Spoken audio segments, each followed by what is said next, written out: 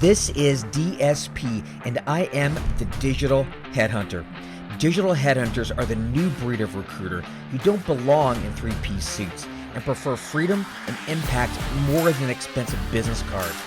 We're the misfits who play chess in corporate America, and yes, HR is a four-letter word. We're here to wage guerrilla war against the big-name brands and win. So watch as I scale up my practice, and along the way, I share all my digital marketing strategies, real-life sales techniques, recruitment hacks, and big biller interviews. Welcome to the Digital Headhunter. Hey, what is up, Headhunters and executive recruiters? This is David Stephan Patterson. You may know me as DSP. This is the Thrive Daily series for recruiters and how to pivot your business so you can survive and thrive in this recession, or whatever you want to call it. I prefer to call it an economic shift because that's what's happening. The market is shifting and we need to shift with it. We need to be first movers. So I'll be coming out every day to talk about cash management, business development, recruiting, employee management, mindset, even fitness during the lockdown, anything you may need to know to make sure that you are ahead of the game. So before you watch, make sure you subscribe, hit the notification bell so you're notified when videos come out. They'll be coming out daily for the time being. Also, there is going to be a podcast. The link is going to be down below. Also, we have a guide. The link will also be down below. So sign up for all of our resources, and most importantly, though, sign up at thrivedaily.io. The link is also down below, and get notified as we release more trainings for free every single day. And with that said, enjoy the show. Thank you all for coming here today. Obviously, let me see if make sure that we are live here, and looks like, let me refresh my other screen here. Yep, looks like we are. Awesome. Let me turn that volume off here. Awesome. So now we're gonna wait a few minutes for the beautiful people, namely you guys, to filter in and start watching the call. But that said, as I had mentioned in my event, that we are going to be doing a SALESFLARE demo. This is a CRM that I use. I am a big fan of it. I used to use Pipedrive. In fact, I used Pipedrive for many years, and but then switched over to SALESFLARE about maybe 8 months ago. Very happy with it. It's the user experience is a lot better. It's less complicated. It's actually easier, which I know for a lot of the recruiters here in the group, easy is better because we already deal with a lot of complicated tools as it is, and it's there's only so much limited amount of space in our gourds to hold all this information. Okay, so with that said, before I bring on Jeroen, who is the founder of SALESFLARE, and I'm going to drop a link down in the notes. And hey, what's up, Darren? What's up, Benjamin, Chuck, Karthik, Debbie? Sweet. I'm going to. Chuck says like easier. So I'm going to highlight that. Here we go. If anybody wants to see their name on the screen, click on this link. You have to give. I'm using BeLive TV as the platform for this, and you have to authorize BeLive to recognize your name. So if you do that, then if you click on that link, in fact, as you can see here, boom, right? So click on that link, and then your name will actually appear in the screen, and maybe you'll be famous too in a very niche market. All right. That said, let us start here. So I'm going to bring on Jeroen. He's going to be here in just a few. Oh, hey, there you are. How you doing? There's Jeroen. He is the founder of SALESFLARE, and even though he is European, he's still cool. So thanks. You got it. I'm also American by birth, so that helps. Oh, you're married. I didn't know that. You're married by birth. Okay. I was actually my parents are both Belgian, but they lived for a while in the US. And I was born when they were living there, so I got the passport and everything. Oh, nice. Yeah. I knew I liked you for a reason. It wasn't just your good looks. Um, all right, so that to give you a bit of a background, as I mentioned, I've been using I went from Pipedrive to SalesFlare about 6 months ago or so, and in fact, I'm on SalesFlare, and I also run all of my tactical clients on SalesFlare as well. So to give you a little background on the the CRM and why I use the CRM before Jeroen takes over and actually shows you what it looks like. In essence, what I've noticed is that, well, at least for me over the years, I use initially I used PCR. That now use Loxo, which is a great ATS, by the way. But what I found was that an ATS is great for managing candidate flow. And managing, the interviews and the TIs and the face to faces and the offer made and the offer accepted and closed. And you had like a funnel, right?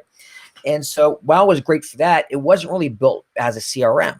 And so, and really a CRM is a natural extension of what an ATS can do. An ATS manages that candidate flow through the deal writing process. CRM does the exact same thing when it comes to lead flow.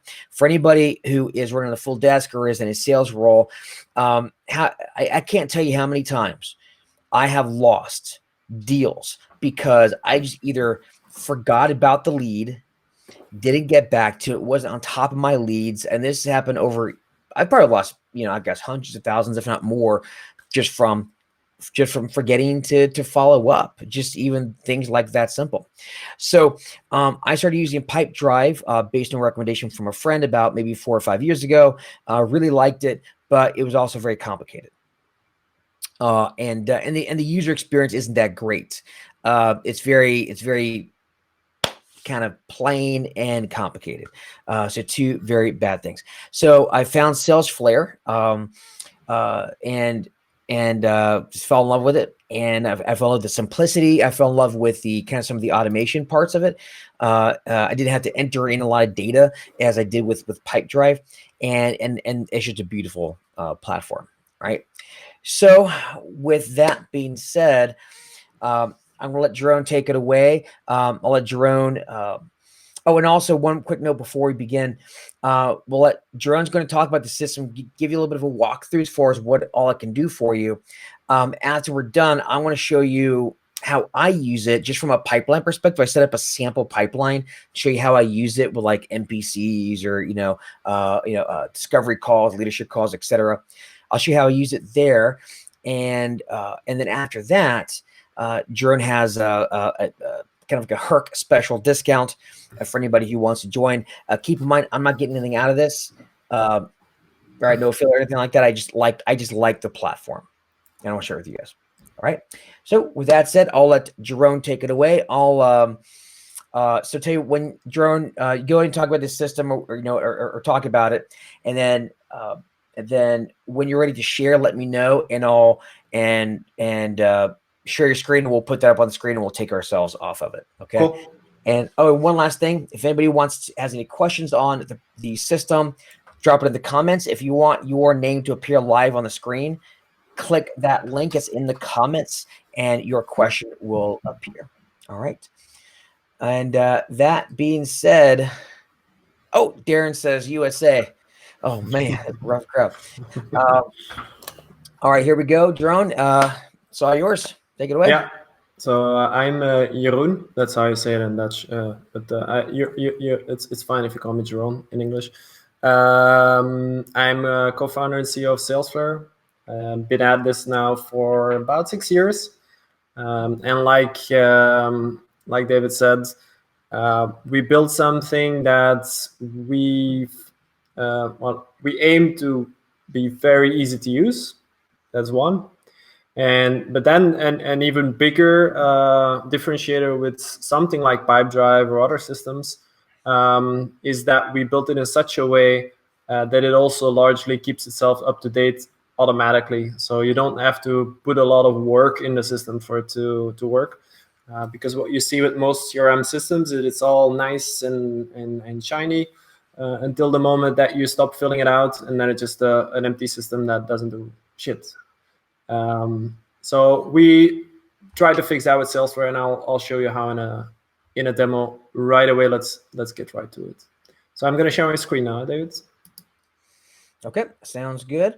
All right. So that said, so you I'm gonna put this in the stream here. I'm pressing the button, but it's not doing anything. Here, let's. You know, I'm gonna close that, remove that source. All right, now try again. Yeah, now it does something. I do entire screen so you can see everything. There. Oh, perfect. All right. You can see how Be Live looks now. All right. And so I want you to take.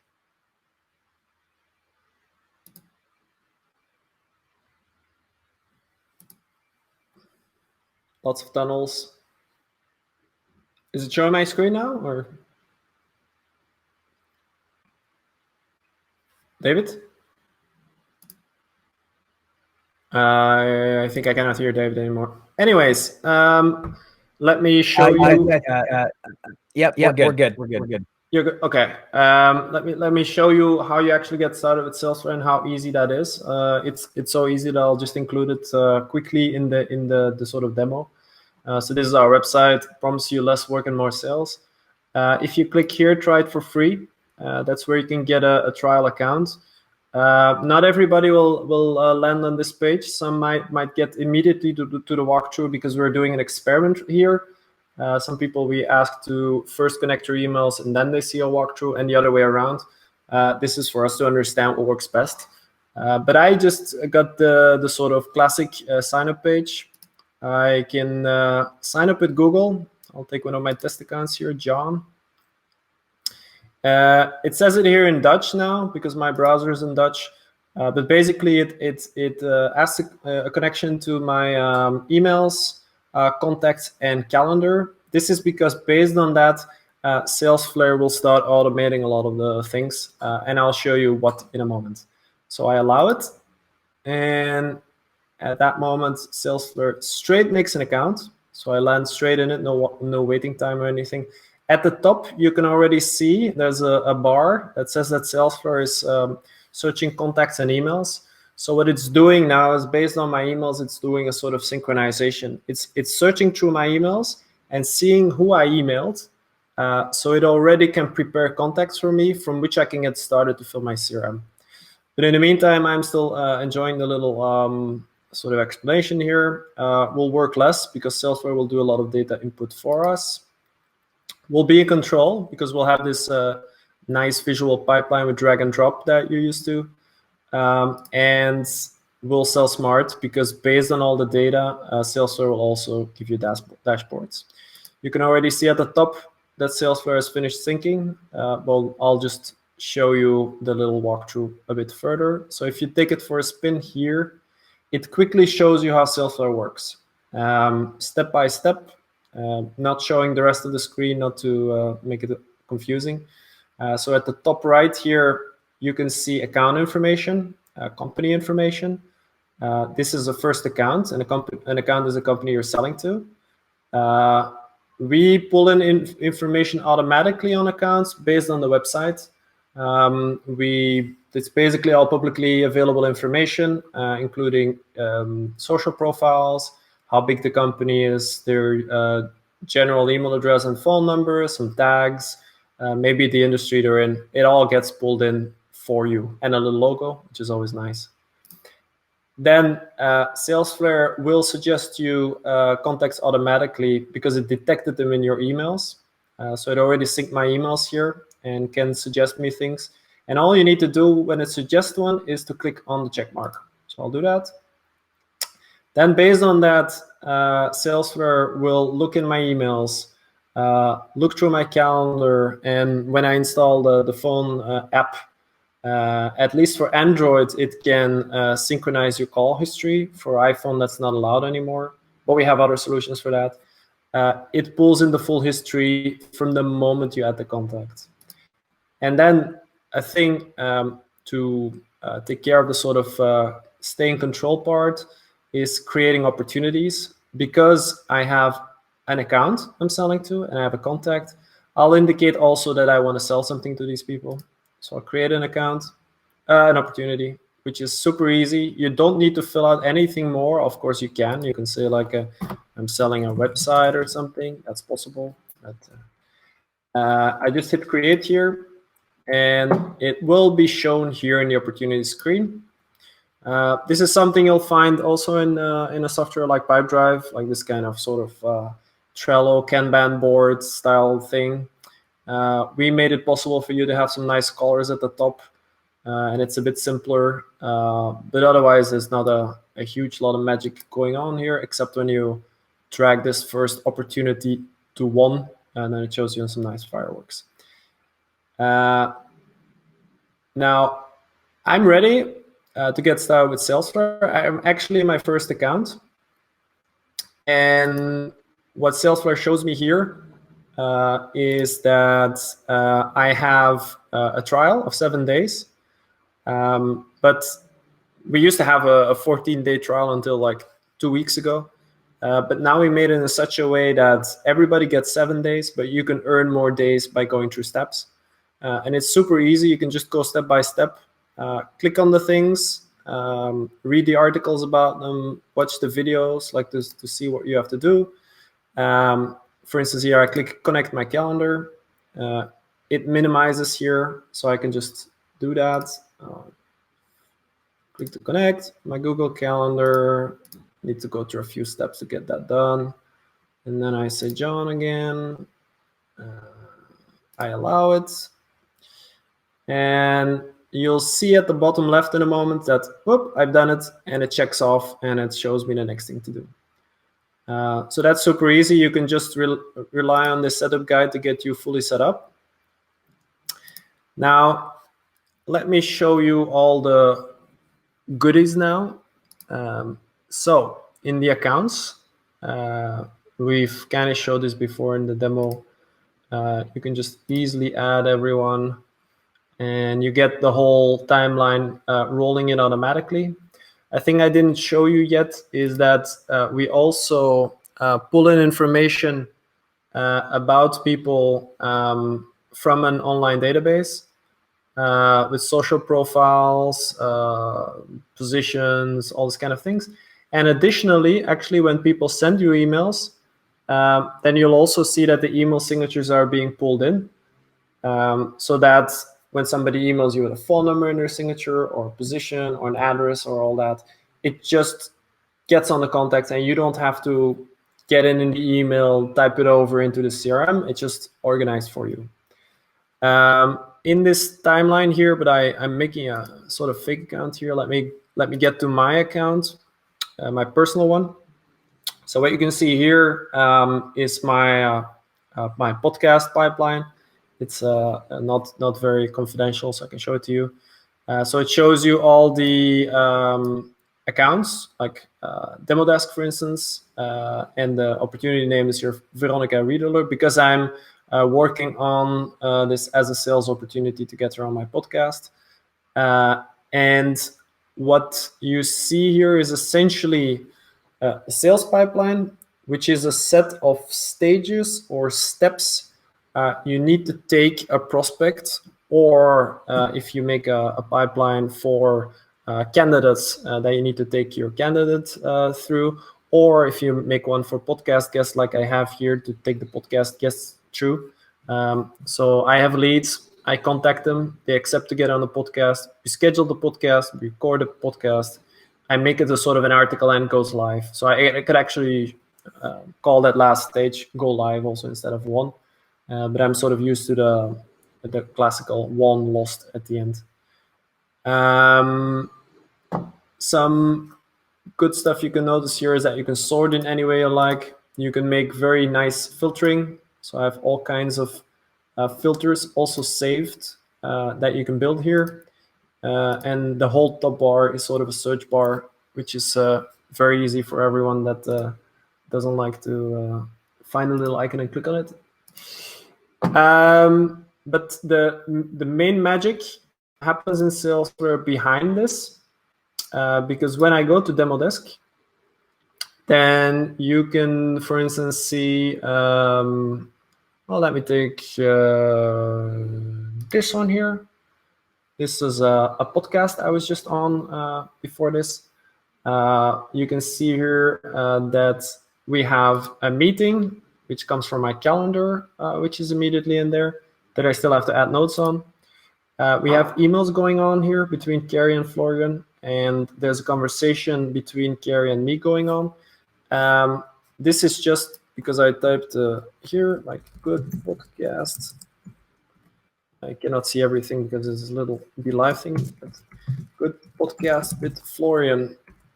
And then Carrie knows that as well. And you can see it's sort of like a WhatsApp conversation between me and Carrie going on here in the timeline. Then between you have the emails that I can open up. Even if I wasn't involved in the emails, I can read them. And I can also say I reply on them. Super easy as well. What you can notice here is that you have email tracking on emails. So if I send this email, and you can see that also here for Carrie's email, you can see this email has been opened 5 times, and the last time was about 2 hours ago.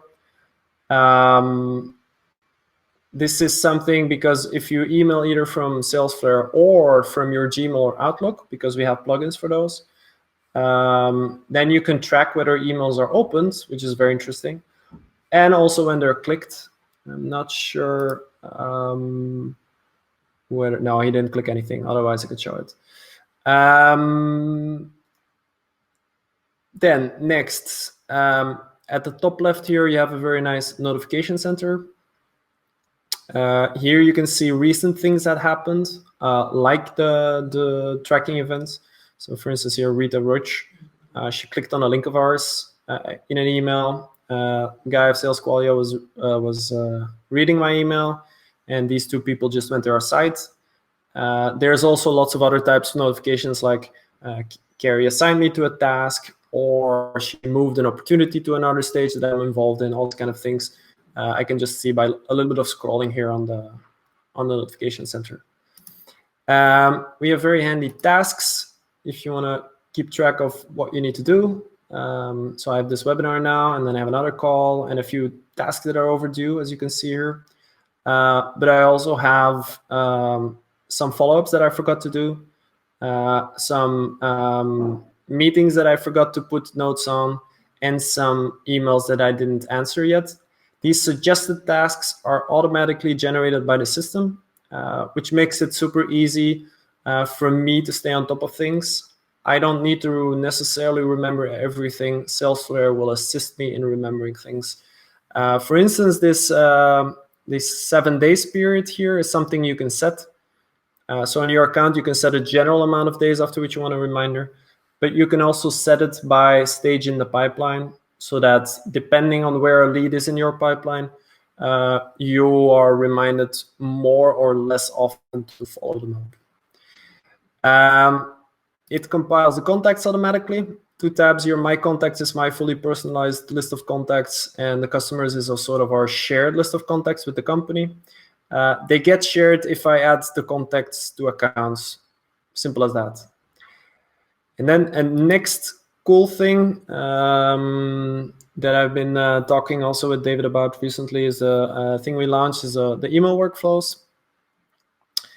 With this, it's very easy to either send automated emails based on data in your CRM, or a combination of both, making a sequence of emails to make sure you can get in touch with someone, or you send them some interesting content every few days, things like that.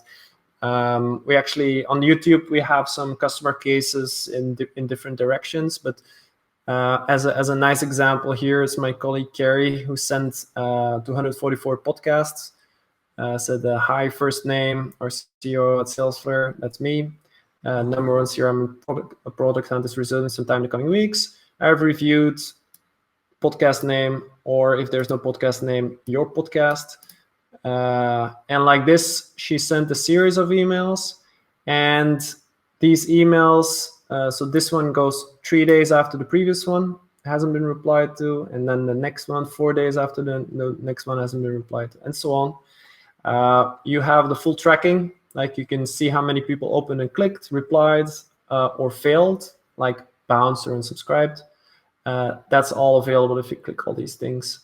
And this is, obviously, there is software for this externally as well, but it's very handy to have this within the CRM, so you don't have to get these little CSV files from here to there and import and export them. Plus, the fact that you can trigger it just on, for instance, a tag makes it super easy to use without you having to do a lot of stupid actions. And then the last tab here is something we were offered in the beginning, but this is not very interesting. Let me take another pipeline. So this, for instance, my larger prospects pipeline. I'll put it on the month of April. So I'm focusing my time, and don't look at the euro values because I've sort of misused the system. But I'm spending a bit of my time on following up the larger deals we get in. And you can see here that I've closed 22 users. It's only a small part of the amount of things we get in, but from bigger ones. Represented by 9 opportunities. On 140 we got in. It took on average 11 days to close them. You can see it distributed over the weeks. You can see the lead sources that I haven't set, unfortunately. Otherwise, it's very interesting to see where sort of your deals are coming from, why they're lost, and how sort of the pipeline evolves. And in another tab, you can see who emailed how much, calls, meetings, all this sort of stuff in a nice overview. That's the quickest and most comprehensive demo I could give of SALESFLARE. I'm sure that David also still can show you some stuff of how he actually uses it for headhunting. All right, so this is how I use it. Now I don't generally I'm not as I don't use a lot of the bells and whistles that SALESFLARE has. I probably should, to be candid with you, but I just don't, because I no, for a variety of reasons. There's a lot here, and I still need to learn more about the system. But I at least want to show you what a sample pipeline would be for you guys, how I would use it as a recruiter trying to sell my services. Okay, so with that said, let's dig into this. So now, first off, let's talk about my messaging strategy. I'll maybe just touch on that really briefly, and then we'll go into how this translates into my CRM. Okay, so first off, as you guys know, if you guys see my stuff at all, I talk about not really selling directly, highlighting that individual's pain, right? The hiring managers that we're trying to reach out to, trying to highlight their pain to see if they feel that pain, because they don't feel any pain with regard to staffing or recruiting or talent or anything like that, then there's nothing to really sell them on except for maybe price. And we're not about that here, right? We're not here to sell on price. You know, so for me, when I reach out in my messaging, whether it be you know, LinkedIn, email, phone, whatever, I'm always talking about, hey, you know, I'm speaking to other SAP leaders who are telling me boom, boom, boom, boom, you know, pain 1, pain 2, pain 3, and it impacts your ability to blank. Does that resonate with you? Right? Is worth a 3 to 5 minute conversation. I'm always looking for those who resonate with that pain, right? Now, what happens is when they do reply back, or let's say we're in a phone call, they're going to reply back with a few basic replies. Okay, they're going to say either, all right, yes, this does resonate with me, right? Or they say, well, actually, David, I don't see this, but I see this. The better your pains are, the better your script is for your pains, the better responses you'll get. We call those in-kind responses. They're responding in kind to you. Okay. Now, you also may get those responses that don't respond to the meat of the message at all. They say, hey, actually, David, can you help me with this? I've got a position open here. Can you help me with this in this area? Because a lot of times, you know, when you're messaging in this manner, it really helps sell you a lot, right? Because by being able to describe the person's pain more better than they can really describe it themselves, right? It does a lot. It goes a long way towards selling what you can do. Okay. They may respond back with, we're good. No thanks. Thanks. whatever. It's just almost like a non sequitur reply, right? There's not much meat to the bone, but there's still a reply. Reply is a reply. Let's work it, because you can always turn that around. And then lastly, when you get the potential MPC, which is basically is going to be the, hey, you know what? I'm actually looking. Could we talk? Right? They want to talk about their career. So that's a potential MPC. So there's really the four main categories. All right. So you have the MPC, then you have, from a lead perspective, you got cold, warm, hot. Cold meaning they don't give you much, no meat to the bone, but it's a bunch of reply nonetheless. Even if it's a no, I don't care. I can work that. 2 is going to be a warm reply. They're responding kind. We're opening up a dialogue here, which then I can then lead to an appointment. And 3, it is hot to trot. They have a position open, or they need to talk to me about a hiring need or a hiring initiative or whatever, right? Those are the 4. So typically what happens is, when now I've got a team that I use as part of tactical. For many folks, I do lead generation for my clients. It's apart from Accelerator. There's actually 2 different programs. I use a lead gen team that handles that, and they also handle my own prospecting, right? So when they're in there managing and sending out the messages and looking at the replies, when they get a reply back, they're putting that person into SALESFLARE. Now, this is a sample pipeline that I created, but I put in some dummy accounts here just to show you what it would look like, right? When I would walk in every day, right, I'm going to look at my task list and say, okay, what do I have coming in today? Now, on a task list, you'll have in SALESFLARE, you'll get tasks that'll say, hey, you forgot to reach back out to this person. Hey, what about this lady? Like, so you can set up reminders for yourself, but just strictly from a new lead perspective. When I walk in and I see this and I say, hey, okay, cool. I've got these leads, these 5 leads came in, right? I got to reply to Venkata, Vivek, Dimitri, Yuri, and Rich, right? And I got a warm, cold, right? Actually, I think I have some additional leads here that I didn't put in tasks, but that's fine. You get the point, right? But so it tells me where that task is, right? It tells me the company. So I'm just going to go, all right, I need to reply to Venkat. All right, so I'm going to go to Venkat. There's Venkat. I'm going to pull that one up. Now I don't have it here, but in mine, I actually have it. I have a custom field where I can actually save the LinkedIn message here, right here in the opportunity. So I go look at the LinkedIn message. There's always a link for me that my team provides me. So I click on the link, takes me right to Sales Navigator, right to the message that they sent. And then I can reply back, right? Or I can email back, whichever, right? Depends if they email me or message me on LinkedIn. I'll reply back, and then I put them in an appropriate phase. So for me, and I'll show you how the rest of this looks. But for me, every morning when I walk in, my team puts leads in one of these 4 categories, and that's it. They don't do anything past here. That's for me. This is for them. So this is them. This is me.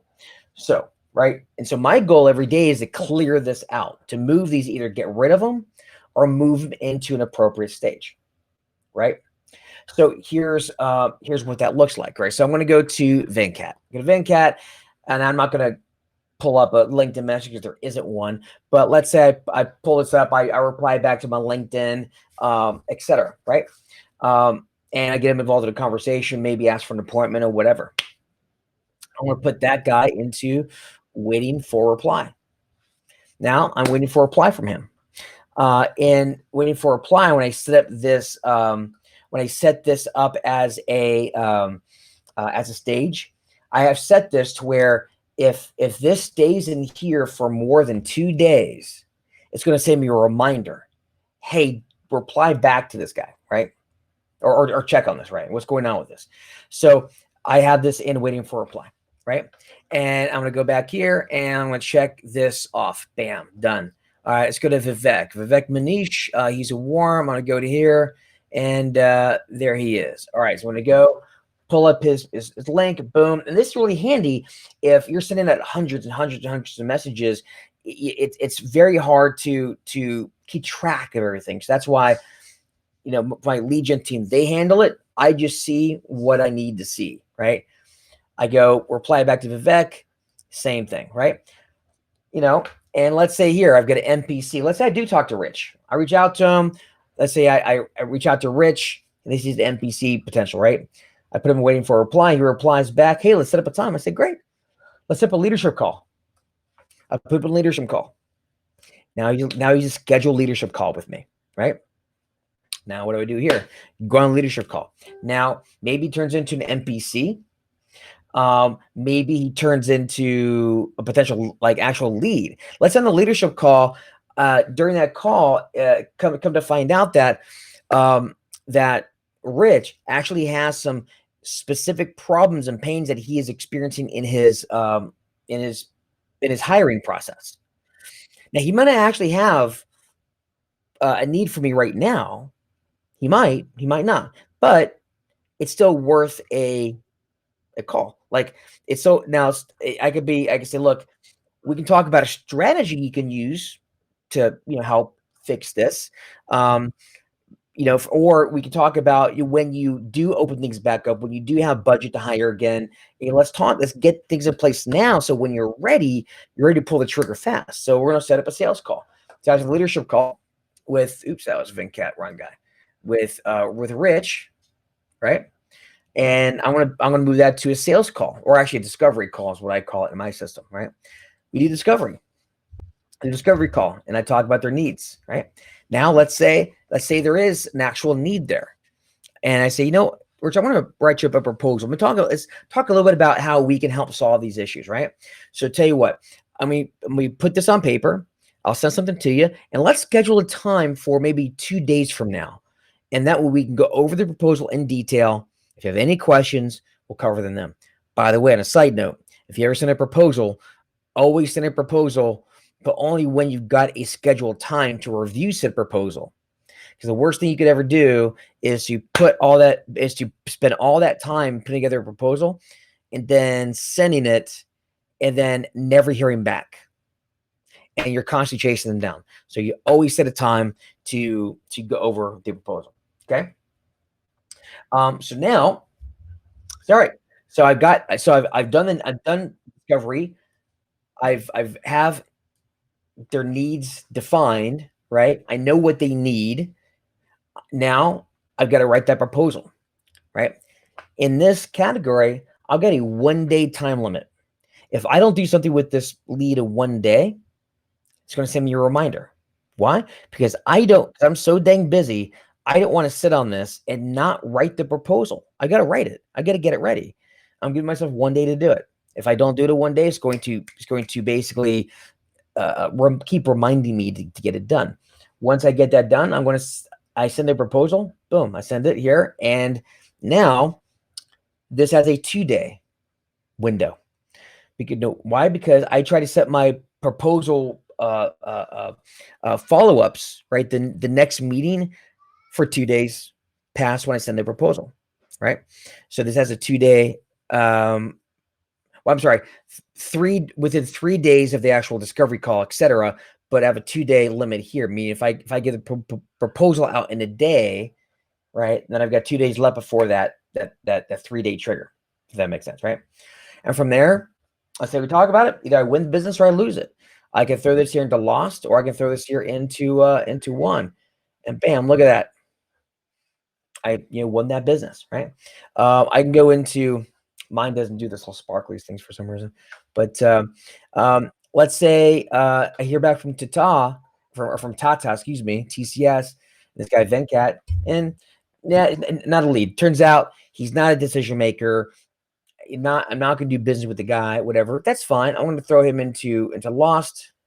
It's going to ask me the reason why. It's going to say, he is not the decision maker. All right, boom. All right, he's out the pipeline, and that's going to start populating my data. So what happens is over time, I can take a look at the reasons why I've won or lost deals, particularly lost deals, and I could say, okay, I'm getting a lot of people that are not decision makers. Okay, what's the problem there? I'm getting a lot of people that are, are saying this or they're saying that, right? So I can start seeing some trends as well. Now, you can actually really dive further into this. You can actually set average deal sizes. You can have it set where if they're in a discovery call and has a 20% chance of closing or a 50% chance, you can do all that. I don't do that necessarily, although maybe I should. And we allow our clients and tactical to kind of set this up as they wish, right? But in essence, the way I run mine is as a tactical client myself, everybody gets put in here, right? These first 4. And then from there, I just manage it here on in. And so when you set this up, whether you have a VA that does it, whether you use tactical, which reach out to me if you want to talk about that, or whether you do it yourself, right? If either way, what I would recommend is as you go, let's say you do it yourself, go through your messages, put them in here, right? So go through your messages and get everybody in at once. And then once they're in there, then go manage it from there, right? Do it once per day, and that'll be probably your most time efficient way to go about it, right? So that's how I personally manage my pipeline, and that's designed at least for at least it works for my system, right? One last thing I forgot to mention was strategy calls.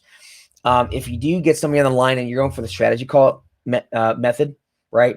Hey, this is something I can help with. Tell you what, let's jump on the phone. Happy to help with this process. No need to engage me on a search. Happy to help, whatever. But whatever your pitches for that, that's going to be here. So again, your 3 type meetings I like to use: get a leadership call, strategy call, discovery call, and from there, manage your leads. Hopefully that makes some sort of sense. So let me put Jerome back on, and I'll stop sharing my screen, and we can answer any questions that you folks have. Okay. So here is Jerome. He's back in. There he goes. Hey there. Hey. All right. So let's see if there are any. Can I perhaps give a few comments on your pipeline first? Sure. Yeah. So what I usually suggest, and what you can read on our blog also if you go sales pipeline article or something, is that the stages you make are very clearly steps you take. So most of them for you were well defined like that. But there was, for instance, the waiting for reply one, where I was for a moment like, what does that mean? I would like name it contacted or something, so that it's clear that if you move someone there, that you actually contacted them. I know that waiting for reply sort of means the same thing, but it's not as clear about what you need to do. And it's very, very important that you have a sort of your pipeline laid out. And like, they're here, this is a cold lead, I'm contacting them, you've done it, you drag them to contact it, they're there. For instance, in my larger prospects pipeline, I have the same lead and then contacted. Then my next one is in touch, because that it's sort of I can filter down on the ones that I'm actually like really in touch with, because the other ones that stay in contact I couldn't do anything with, and they end up in lost in the end. Or I sort of send them a drip campaign if they're there and their last interaction date starts slacking. Yeah, that was sort of the main thing I wanted to say, because the rest all makes sense. Like, you take people through steps to then in the end close a deal. That makes sense. Actually, it makes a lot of sense. Thank you for that. And also I'll answer Ben's question as well. Ben had a question.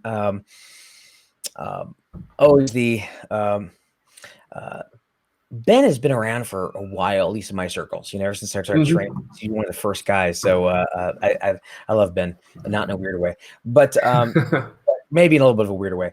But Ben had a question about lead gen. So you're not putting anyone in there to your lead gen team gets a response. And then Jeroen said you can really it depends on how you run your lead gen. So I know for me, the way I look at it, at least from my perspective, I've got, if you have 5,000 or 6,000 decision makers in your market, like it's a fairly defined market, and you're constantly just churning them. You should develop a machine. That's what, not to pitch, but tactical does, right?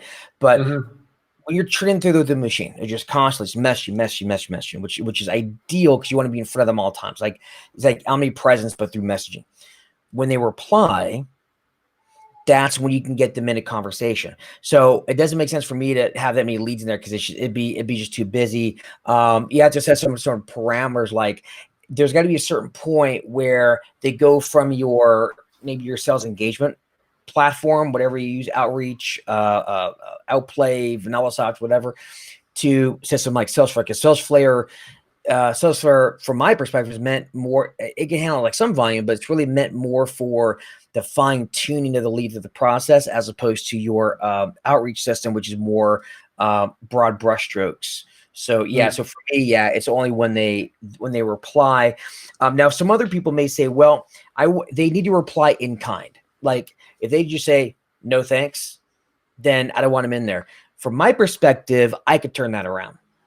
You know, and by the way, one little note, just one little tip that I like to give: whenever anybody says, if I'm messaging, when a lot of times you hear, if I say my message might be, something to the effect of, now after I do the connection, then we do the handshake message, which is kind of my connector after my connection message.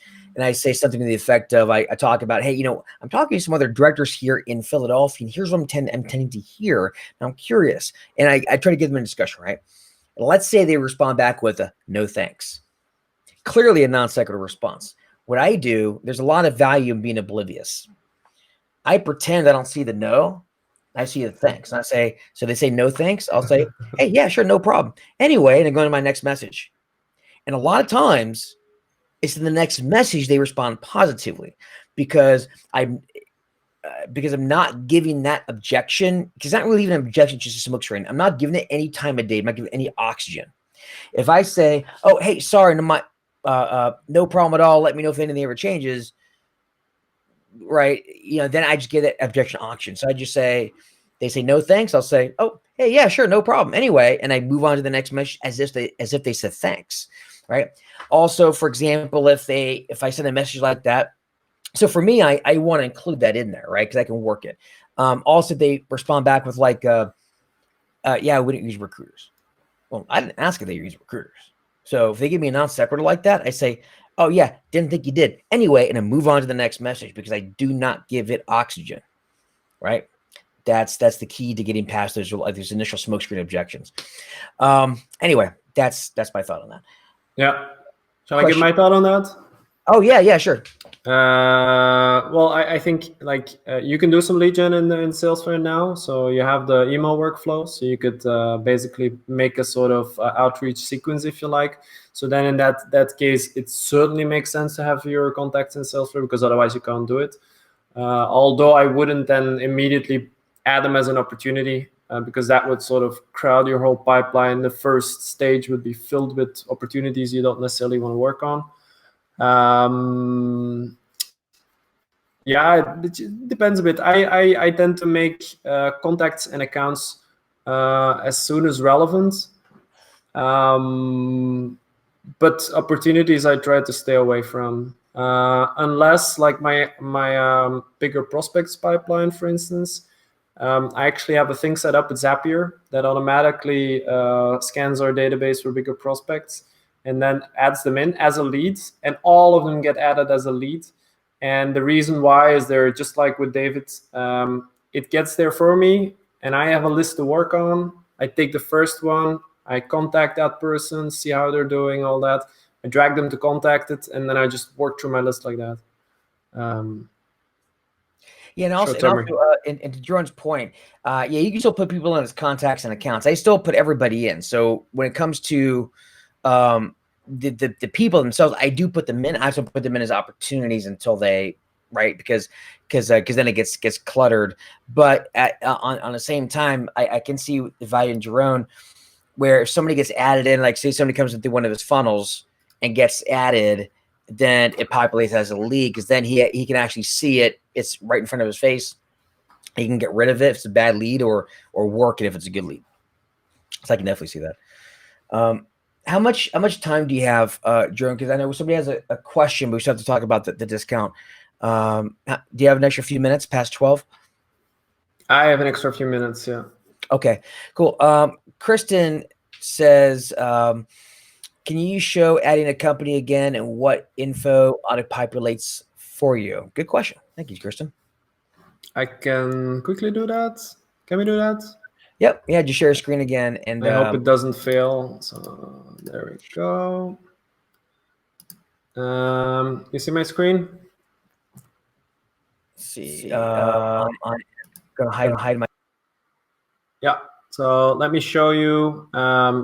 To create an account, you just click here. You click create account, and basically what we've done here is we've built a search engine for companies. So if I do, for instance, Samsung, I'll find all kinds of Samsungs. But the first Samsung is the one I'm looking for. Samsung shows a little logo here already and the website. It's important that it shows this website here because when I click now on this option, it fills out the name and the website, and it's based on this website that afterwards it's going to pull in more information. Now, for instance, if I'm typing a Samsung something and I don't find Samsung something, then it's important that here I type the website, but usually that's not needed. So I'll do Samsung again. I click like this, Samsung, you see, I hit create. And at that moment, SALESFLARE pulls in the name of the company, obviously, and the website because I had that. Based on that also, the logo, their social profiles, they have quite some. They don't even fit here in the little bar. How many people there are? This is an estimate based on LinkedIn, 20,000. Where they are, South Korea, New Jersey, and South Korea again. There's North Korea actually. No. Well, this is a little funny thing. And then some tags about the company. Of course, all the things it pulls in, you can also still change. Like for instance, I think this last address is funny. I just click here and save it, and it's gone. Yeah, I think that answers the question kind of. All right. Oh, we're opposite now. Not if I look this way. There you are. All right. Cool. I appreciate that. And all right, we'll have to wrap this up here. But what I'm going to do, guys, and sorry about the split. So what I'm going to do is I want to send out the replay on this one. I'll put those two together, and that really awkward part where Jeroen was kind of like just chilling, waiting for me, we'll cut that out because I'm sure Jeroen doesn't want that out there floating around in the ether. We'll send out a replay on this one, and I'll also put this on YouTube as well, and so you guys will be able to watch a replay on this in a couple days, so you can rebuild that pipeline if you want to use that method that I use. But that said, I guess tell us about you got a discount for HERC members, so I'll let you take it away there. Yeah, I made it very easy. It's just the discount code is HERC, HERC for those, and it gives you 25% off for 3 months on all plans. So it doesn't matter whether you're on the monthly plan or the annual plan or.